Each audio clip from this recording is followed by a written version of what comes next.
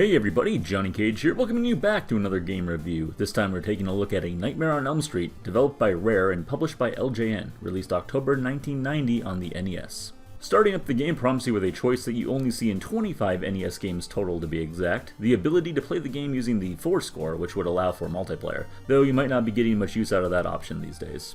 Afterwards, you are dropped onto the titular Elm Street as an ordinary teenager with some mighty fists, and you might be a little bit confused as to where to go from here, as there is no linear level progression in the game, and pushing up on the first house you come across won't necessarily allow you to enter it.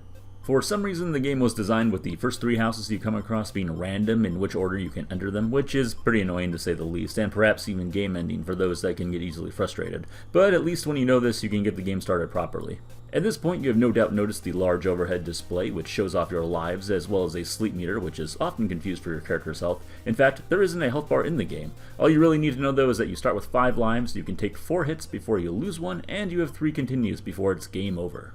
Throughout a level, you'll be collecting Freddy's bones in an effort to lay him to rest for good. Once all the bones in an area have been gathered, you can move on to the next part where you will repeat the process and occasionally grab a cup of coffee to keep you going before the level boss. While taking hits can be a little hard to avoid in this game with your floaty jumps and stubby punch, which does take a moment to wind up, you do still want to try to keep pressing forward as the sleep meter will decrease more rapidly when standing still. And should your sleep meter run dry, you will enter the dream world where the enemies will be a bit tougher, but you will also be able to access your player's superpowers, assuming you have collected the 3 icons associated with them, those being the ranged attack javelin thrower, the jump kicking and shuriken throwing ninja, and the lightning bolt chucking wizard. These powers will be essential in getting to the later parts of the game, as when you encounter bosses you do so in the dream world and can access these skills to much more easily defeat these baddies. Personally, I was a big fan of the ninja, whom you can simply jump towards the enemy without even having to hit a button, with the jump kick making quick work of flying bosses. However, if you get caught in Dreamland for too long, you better believe Freddy is going to come for you, and he's bringing his trademark. While you might be thinking that you are in for the fight of your life, it is actually pretty easy. Freddy just moves left and right, hit him whenever you have the chance, and before long you'll just jump off the screen. The good news is that the sudden fight can be avoided by picking up a boombox and getting one of the most rockin' tunes on the Nintendo.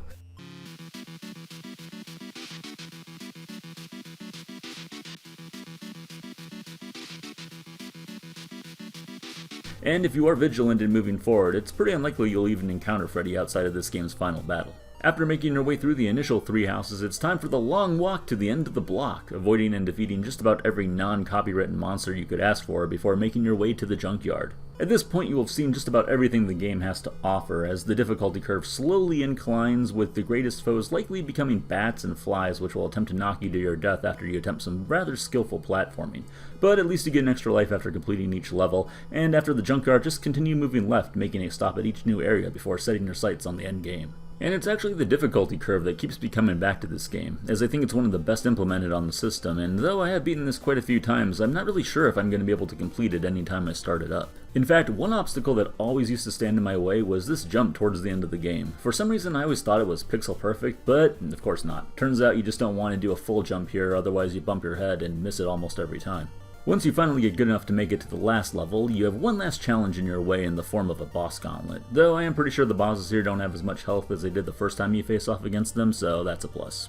Finally, it's time to take on Freddy to determine if you are in fact a Dream Warrior, and if you had run into him previously, then you already know the drill. Left and right, hit him when you can, it is more or less a formality to ending the game really. Toss his bones into the furnace and that's all she wrote. Or is it? Dun dun dun! As I briefly mentioned, the controls are far from perfect in this one. The jumps are very floaty, reminiscent of Luigi in Super Mario Bros. 2, and the punch does take a moment to connect after pressing the B button. You can also choose your power with the select button when you are in the dream world, which, if you don't know, may lead to you giving up the game pretty quick, as the bosses are quite tough to take out otherwise. Artistically, the game is about average for a later NES title. Some horror fans might be a little disappointed at the lack of more mature imagery that would be seen in films, as the cookie-cutter Halloween monsters aren't exactly fitting for the license, but considering the family-friendly nature of the NES, especially games released in North America, it really isn't surprising. But my favorite by far is Bedsheet Freddy over here, complete with wavy arm ghosts who are delightfully trying way too hard to be scary.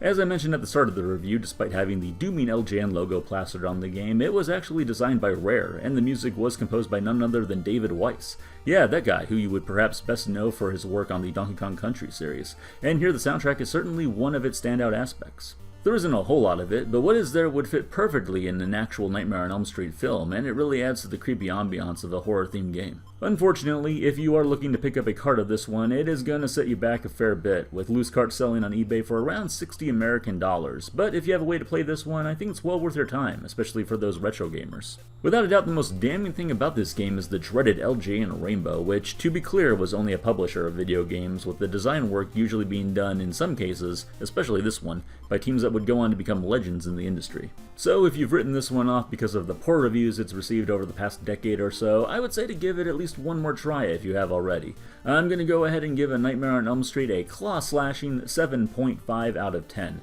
I can't guarantee it will become a new favorite of yours, but it is definitely better than its reputation has led many to believe. Thank you everyone for watching, and if you would like to stay posted on new game reviews as I upload them, please click the subscribe button, as well as checking out the link in the description below for my Twitch channel where I stream most days. I'll talk to you all later on.